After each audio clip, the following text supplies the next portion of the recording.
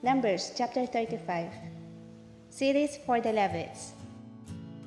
And the Lord spoke to Moses in the plains of Moab by the Jordan across from Jericho, saying, Command the children of Israel that they give the Levite cities to dwell in, from the inheritance of their possession. And you shall also give the Levites common land around the cities. They shall have the cities to dwell in, and their common land shall be for their cattle, for their herds, and for all their animals. The common land of the cities, which you will give the Levites, shall extend from the wall of the city outward 1,000 cubits all around. And you shall measure outside the city on the east side 2,000 cubits, on the south side 2,000 cubits, on the west side 2,000 cubits, and on the north side 2,000 cubits. The city shall be in the middle. This shall belong to them as common land for the cities.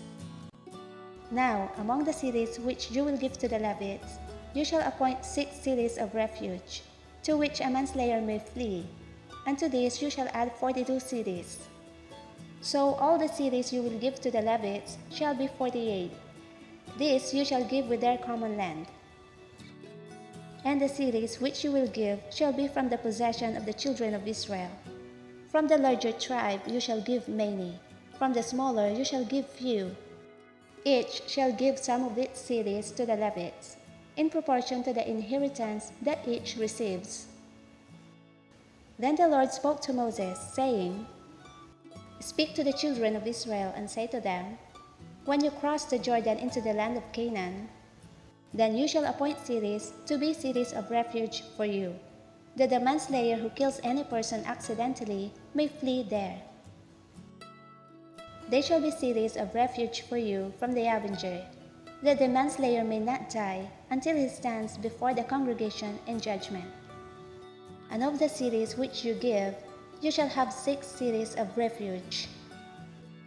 You shall appoint 3 cities on this side of the Jordan, and 3 cities you shall appoint in the land of Canaan, which will be the cities of refuge. These 6 cities shall be for the refuge for the children of Israel, for the stranger and for the sojourner among them, that anyone who kills a person accidentally may flee there. But if he strikes him with an iron implement so that he dies, he is a murderer. The murderer shall surely be put to death. And if he strikes him with a stone in the hand, by which one could die, and he does die, he is a murderer. The murderer shall surely be put to death. Or if he strikes him with a wooden hand weapon, by which one could die, and he does die, he is a murderer. The murderer shall surely be put to death.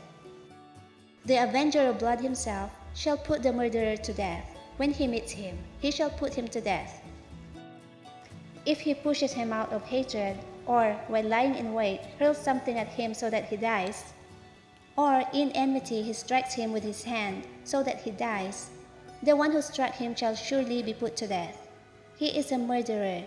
The avenger of blood shall put the murderer to death when he meets him. However, if he pushes him suddenly without enmity, or throws anything at him without lying in wait, or uses a stone by which a man could die, throwing it at him without seeing him so that he dies, while he was not his enemy or seeking his harm, then the congregation shall judge between the manslayer and the avenger of blood according to these judgments.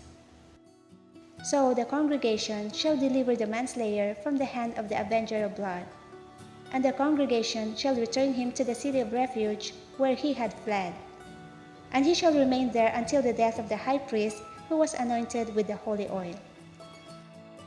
But if the manslayer at any time goes outside the limits of the city of refuge where he fled, and the avenger of blood finds him outside the limits of his city of refuge, and the avenger of blood kills the manslayer, he shall not be guilty of blood, because he should have remained in his city of refuge until the death of the high priest. But after the death of the high priest, the manslayer may return to the land of his possession. And these things shall be a statute of judgment to you throughout your generations in all your dwellings. Whoever kills a person, the murderer shall be put to death on the testimony of witnesses. But one witness is not sufficient testimony against a person for the death penalty. Moreover, you shall take no ransom for the life of a murderer who is guilty of death, but he shall surely be put to death. And you shall take no ransom for him who has fled to his city of refuge, that he may return to dwell in the land before the death of the priest. So you shall not pollute the land where you are, for blood defiles the land, and no atonement can be made for the land for the blood that is shed on it, except by the blood of him who shed it. Therefore do not defile the land which you inhabit, in the midst of which I dwell. For I, the Lord, dwell among the children of Israel.